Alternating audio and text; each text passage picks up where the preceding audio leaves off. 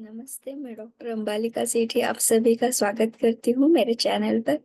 आज हम देखेंगे ज्योतिष शास्त्र के बारे में। ज्योतिष को वेदांग कहा गया है। ज्योतिः कल्पो निरुक्तम च शिक्षा व्याकरणम तथा छंदो विचितिरेतानि षडंगानि विदुः श्रुते। ये प्रश्न मार्ग में हमें श्लोक प्राप्त होता है और इसमें वेदांग बताए गए हैं। वेद एक पुरुष है।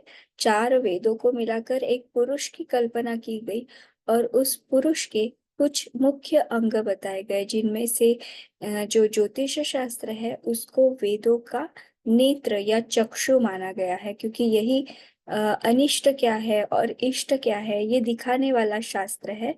इसीलिए इसे वेदांग का अर्थात वेद का एक मुख्य अंग नेत्र माना गया है।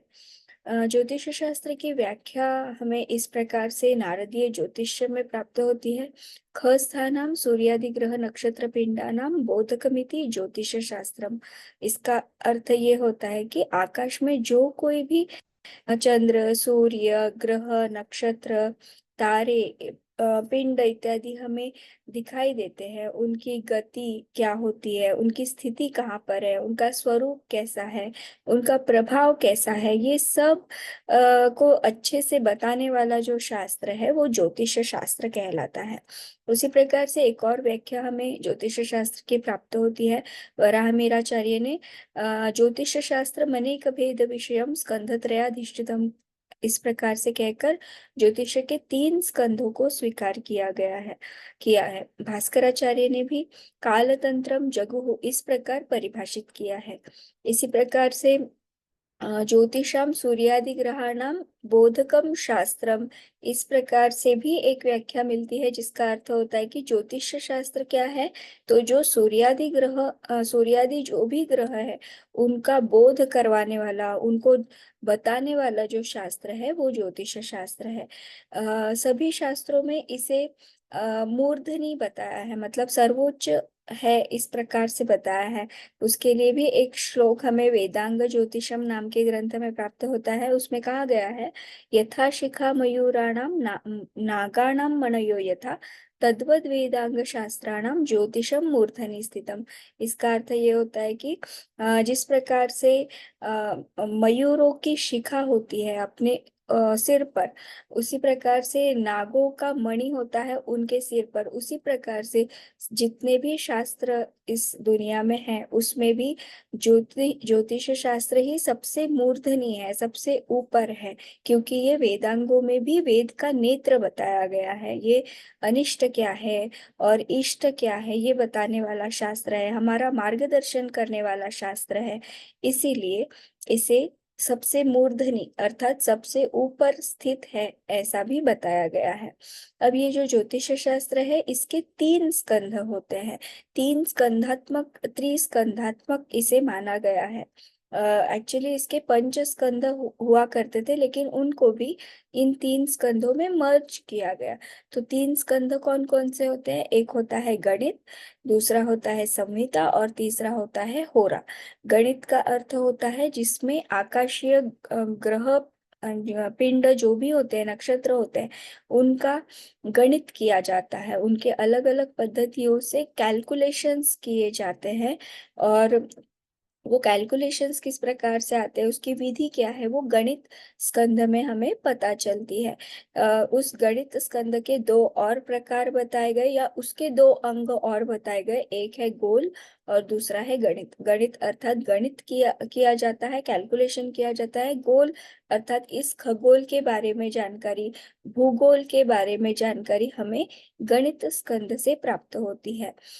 उसी प्रकार से एक और स्कंद है जिसका नाम है संहिता। संहिता का अगर वर्ड का अगर मीनिंग हम देखें तो उसका मीनिंग होता है कलेक्शन। तो कलेक्शन किन विषयों का? जो विषय गणित स्कंद में नहीं आते और जो विषय होरा स्कंद में नहीं आते, जो बीच में रह जाते, दोनों भी जिसमें आते हैं, मतलब गणित भी आता है, होरा भी आता है, ऐसे भी कुछ विषय होते हैं, वो विषय संहिता में जाते हैं। ये बहुत बड़ा व्यापक विषय है।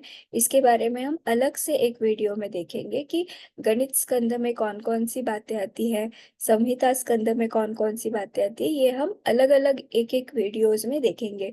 संहिता का एक अंग बताया गया है निमित्त। निमित्त का अर्थ होता है इस नेचर में हमें क्या क्या देखने को मिल रहा है, मतलब नेचर भी हमें कुछ संकेत देती है। कुछ अशुभ घटनाएं जब होने वाली होती है, उसके पहले नेचर हमें बताता है कि कुछ तो इस प्रकार से घटना होने वाली है। जरूरी जरूरत होती है वहां पे उस चीजों को समझने की।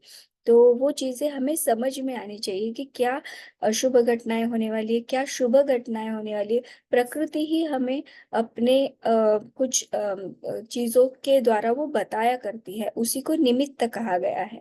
और तीसरा स्कंध होता है होरा स्कंध, जिसमें व्यक्ति का व्यक्तिगत फलादेश किया जाता है। अर्थात कोई व्यक्ति हमसे कुछ पूछने आता है खुद के बारे में, मेरा जॉब कैसा होगा, मेरी जॉब लगेगी कि नहीं लगेगी, मेरा विवाह होगा या नहीं होगा, कब होगा, बच्चे कैसे होंगे, संतान किस क्षेत्र में जाएगी, विदेश मेरा जाना होगा क्या, मैं बिजनेस करूं या मैं जॉब करूं, इत्यादि अनेक प्रश्न व्यक्तियों के होते हैं। तो उन प्रश्नों का उत्तर जिससे हमें मिलता है वो है होरा शास्त्र।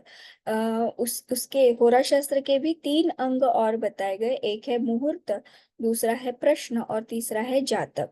जातक अर्थात जिसने भी जन्म लिया है उसके बारे में जो भी हम जानकारी प्राप्त करते हैं उसकी कुंडली के द्वारा, उसमें सारी चीजें आ जाती है। उसके जन्म काल से लेकर उसके मृत्यु पर्यंत उसका जो भी जीवन है, जीवन में आने वाले अनेक पड़ाव हैं, उनके बारे में हमें जातकम से जानकारी प्राप्त होती है। प्रश्न से हमें पता चलता है कि अभी की उसकी स्थिति क्या है, उसने किस बारे में प्रश्न किया है और हमें उसका उत्तर कैसे जानना है, वो प्रश्न के अंतर्गत आता है। और मुहूर्त, कौन सा काम कब करना चाहिए, कब नहीं करना चाहिए, शुभ समय कौन सा होगा, अशुभ समय कौन सा चल रहा है, तो कौन सा काम नहीं करना है, इत्यादि बातें हमें व्यक्ति को बताने के लिए आसानी होती है। तो ऐसे इस प्रकार से तीन अंग होरा के भी आ जाते हैं।